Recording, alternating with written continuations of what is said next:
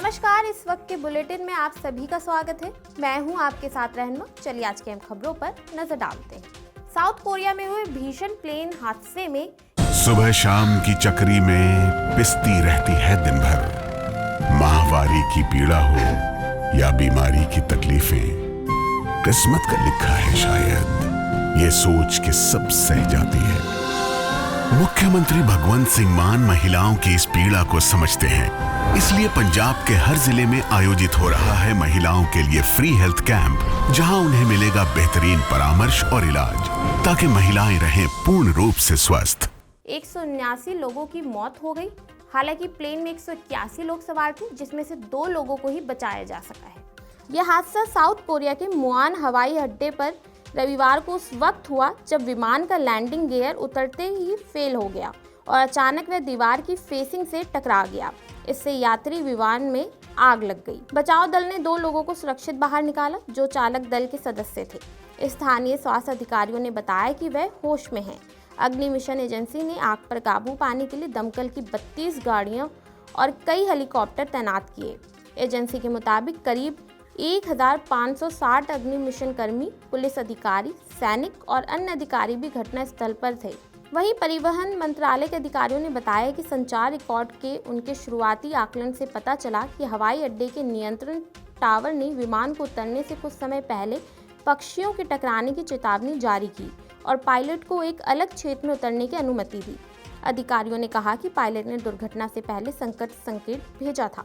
परिवहन मंत्रालय के वरिष्ठ अधिकारी जू जोंग वॉन ने बताया कि कर्मचारियों ने विमान के ब्लैक बॉक्स से फ्लाइट डेटा रिकॉर्डर को निकाल लिया है और कॉकपिट वॉइस रिकॉर्डिंग उपकरण की तलाश की जा रही है। मुआन में आपातकालीन अधिकारियों ने कहा कि विमान के लैंडिंग गियर में खराबी आ गई थी, जिसकी वजह से ये दुर्घटना हुई है। पंजाब के किसानों ने आज पंजाब बंद बुलाया है। इस दौरान सभी रेल, रोड और दुकानें बंद रहेंगी। आज करीबन 7 बजे से शाम 4 बजे तक सड़कें, रेल और दुकानें बंद रखने का आह्वान किया गया है। हालांकि इस बंद से इमरजेंसी सेवाएं अछूत रहेंगी। किसान मजदूर मोर्चा और संयुक्त किसान मोर्चा ने किसान नेता जगजीत सिंह डल्लेवाल के समर्थन में इस बंद का आह्वान किया। बता दें कि किसान नेता डल्लेवाल केंद्र से अपनी मांग को लेकर करीबन 1 माह से भूख हड़ताल पर हैं। किसानों की करीब 13 मांगे हैं, जिनमें सभी फसलों के लिए MSP की लीगल गारंटी की भी मांग शामिल है। संयुक्त किसान मोर्चा ने इस आह्वान में किसान नेताओं ने अलग अलग जगहों पर कुछ किसान नेताओं की ड्यूटी भी लगाई है। साथ ही राज्य भर के किसानों से बंद को सफल बनाने में सहयोग की भी अपील की है।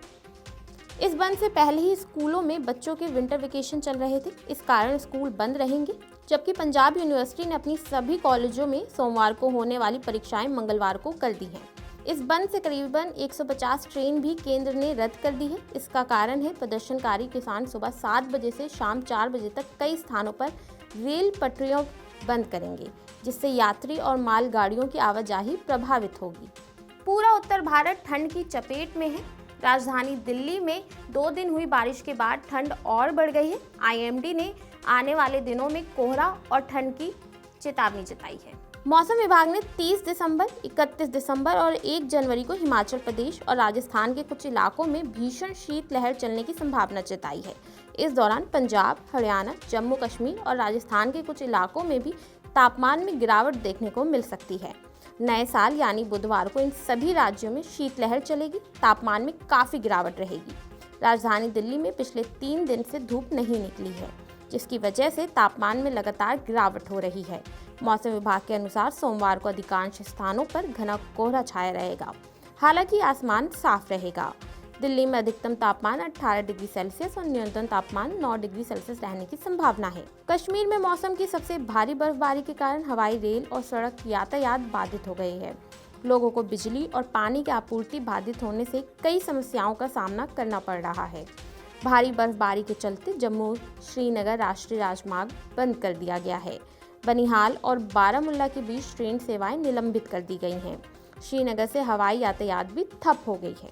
अमेरिका के 39वें राष्ट्रपति जिमी कार्टर का 100 साल की उम्र में 29 दिसंबर को निधन हो गया। ये जानकारी अमेरिका ने दी है। जिमी कार्टर 1977 से 1981 तक अमेरिका के राष्ट्रपति रहे। अपनी ईमानदारी और मानवीय प्रयासों के लिए उन्हें प्रशंसा भी मिली। उन्हें इजराइल और इजिप्ट के बीच शांति स्थापित करने के लिए नोबेल शांति पुरस्कार भी दिया गया था। 1 अक्टूबर 1924 को जन्मे कार्टर 1977 में आर फोर्ड को हराकर राष्ट्रपति बने थे। इस दौरान उन्होंने अमेरिका के मिडिल ईस्ट से रिश्तों की नींव रखी।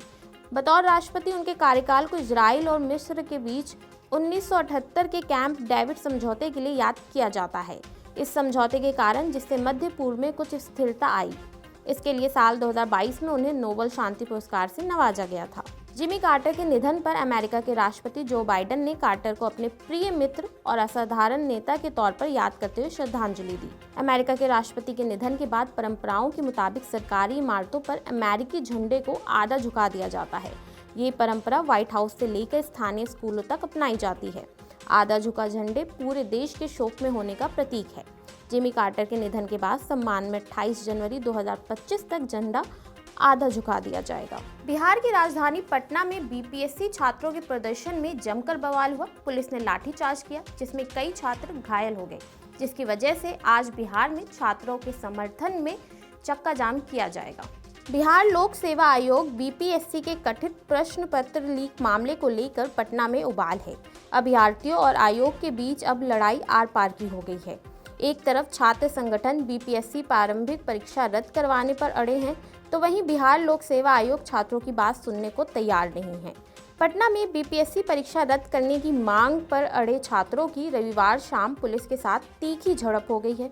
छात्रों पर पुलिस के बल प्रयोग को लेकर विपक्ष नीतीश सरकार पर हमलावर है। इस बीच एआईएसए ने बीपीएससी री एग्जाम को लेकर आज 30 दिसंबर को बिहार बंद और चक्का जाम करने का ऐलान किया है। सीपीआई ने भी इस आंदोलन को समर्थन देने की घोषणा की है। पूर्व डिप्टी सीएम तेजस्वी यादव ने प्रशांत किशोर पर जोरदार हमला किया और आंदोलन को भटकाने और हाईजैक करने का आरोप लगाया है। उन्होंने फेसबुक पर वीडियो शेयर करते हुए कहा कि बीपीएससी के मुद्दे पर मैंने मुख्यमंत्री नीतीश कुमार को भी पत्र लिखा, मगर कोई जवाब नहीं मिला। सरकार नौजवानों की भविष्य के साथ खिलवाड़ कर रही है। पूरी परीक्षा रद्द होनी चाहिए। सरकार और बीपीएससी दबाव में है। मेरा नैतिक समर्थन बीपीएससी अभ्यर्थियों को है। बता दें, पटना में बीपीएससी अभ्यर्थी पिछले कई दिनों से अपनी मांगों को लेकर विरोध प्रदर्शन कर रहे थे। रविवार को छात्र नीतीश कुमार को ज्ञापन देने के लिए सीएम आवास जाना चाह रहे थे, जिन्हें पुलिस ने रास्ते में रोक दिया। इसके बाद छात्रों और पुलिस की झड़प हो गई। इस प्रदर्शन में प्रशांत किशोर भी शामिल थे, जो पुलिस वालों से बहस करते नजर आए हैं। प्रदर्शनकारी छात्र नहीं रुके और वे बैरिकेड्स को तोड़ते हुए आगे बढ़ते रहे। आखिर में जब वे जेपी गोलंबर पहुंचे तो पुलिस ने उन पर पानी की बौछार कर दी। इस दौरान पुलिस ने उन पर लाठीचार्ज भी किया और फिर उन्हें जेपी गोलंबर से हटा दिया गया। तो ये थी आज की अहम खबरें, जिन पर हमारी दिन भर नजर बनी रहेगी।